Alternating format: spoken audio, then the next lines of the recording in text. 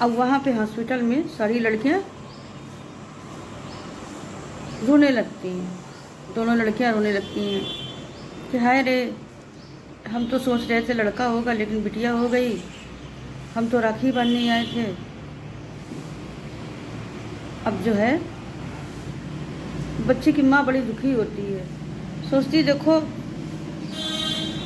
हमारे पहली बच्ची हुई है और इन लोगों ने रोना पीटना लगा दिया,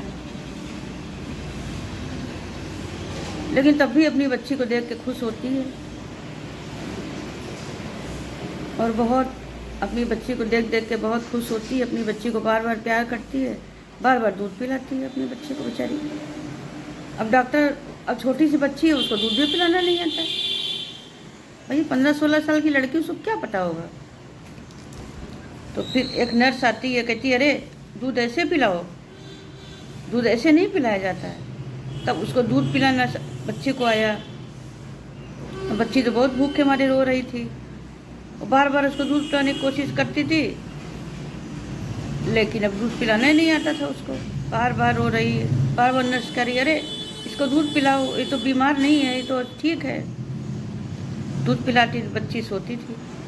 जब बच्ची सोती थी तो उसकी माँ को बहुत आनंद मिलता था। इतने में बच्ची के पिताजी आए भागते भागते, भाई बेटी हुई है, बेटी हुई, मतलब उनको पता नहीं था कि बेटी हुई है, सबको उनको पता डिलीवरी हो गई। खैर वहाँ पे उनके पास है, बोले क्या हुआ। नर्स बोली बेटी, कहती अरे बिटिया हुई है। अच्छा ठीक है बिटिया हुई, कोई बात नहीं। मतलब कि उनको भी खुशी नहीं हुई बेटी होने की, लेकिन माँ बहुत खुश। माँ के पास जो थोड़े बहुत पैसे थे, अपनी बेटी के लिए, बेटी के ऊपर निछावर करके उसने, जो भी काम करने वाले थे, जो भी नर्स थी, जो जितने भी पैसे उन्होंने बचा के अपने पास रखे थे, वो उन लोगों को दे दिए। अब बोले भाई घर चलो, डॉक्टर बोले भाई छुट्टी हो गई दोनों की, बेटी और माँ दोनों ठीक है, इनको कोई दिक्कत नहीं है, आप इनको घर ले जा सकते हैं। अब वो उनको घर ले आए, पिताजी घर ले आए। अब घर में फिर वही झंझट शुरू हो गया, खाने पीने का झंझट शुरू हो गया उनका।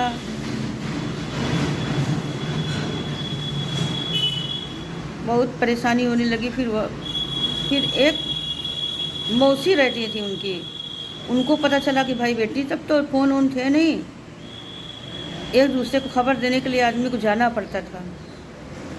तब उनको पता चला कि भाई बिटिया हुई है। वो भागती भागती वहाँ से आई, सामान में अपने साथ में खूब सारे सामान लाई, डोलची में बिटिया के कपड़े लाई, अपनी बेटी के लिए भी लाई, उनको दिया, बिटिया को दिया, और उनका जो है खाने पीने का प्रबंध भी किया।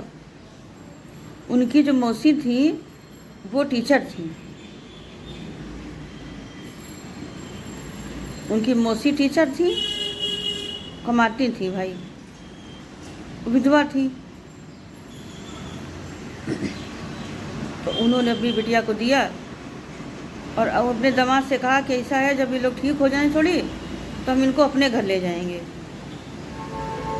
वहाँ पे दोनों खाएंगी पिएंगी, दोनों रहेंगी। तो वो कहते हैं अच्छा ठीक है ले जाना, किसने रोका है। फिर भाई थोड़ी राहत मिली, मौसी आई, कुछ 10-15 दिन रुकी, काम की,